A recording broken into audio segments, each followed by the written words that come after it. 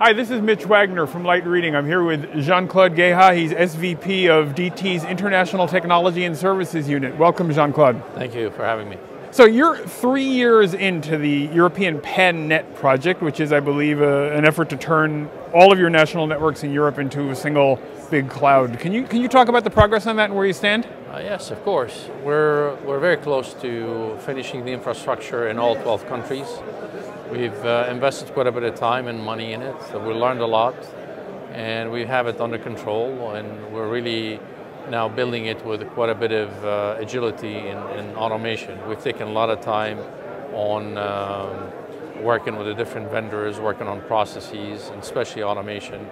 So we feel very comfortable with the infrastructure, and now we're really focusing on putting network functions and applications on top and seeing how that works in a cloudified environment. Okay, so and what progress have you been making on multi-network and multi-vendor interoperability? The cloud stack itself that we put together is actually multi-vendor. We have several vendors that worked with us, came together to build the cloud stack from the infrastructure all the way to the orchestration level.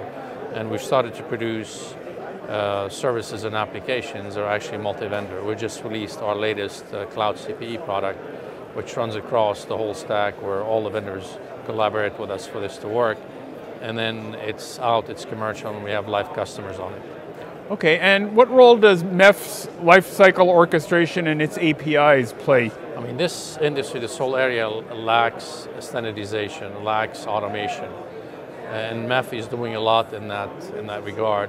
And there's quite a bit of use for what MEF is doing for us to apply in order to make our life easier when it comes to interfaces, when it comes to onboarding, lifecycle management. It's important to use more or less the same APIs to be more agile and to really get the real benefit of cloudification, which is time to market, better customer experience, and efficiency.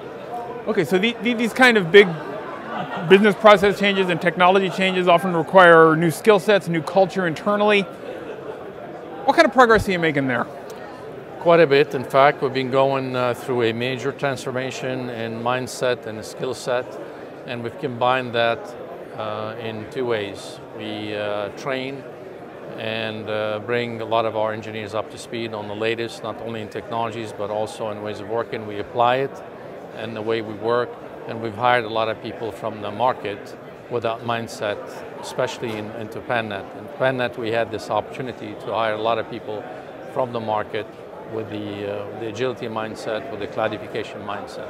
So it's a combination of two efforts that we've made, and we're seeing quite a bit of impact and success in changing our ways of working to become really more cloud native in our thinking and our ways of working.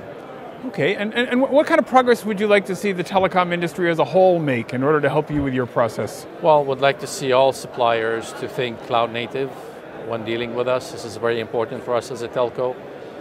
We would like to work together in this new way of working to get there.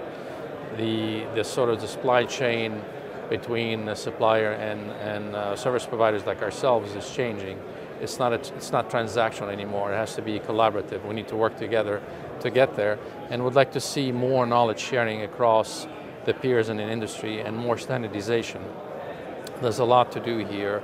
There's a lot to integrate and develop, and standardization is important to enable a much better pace when it comes to cloudification, and again to realize the potential of cloudification.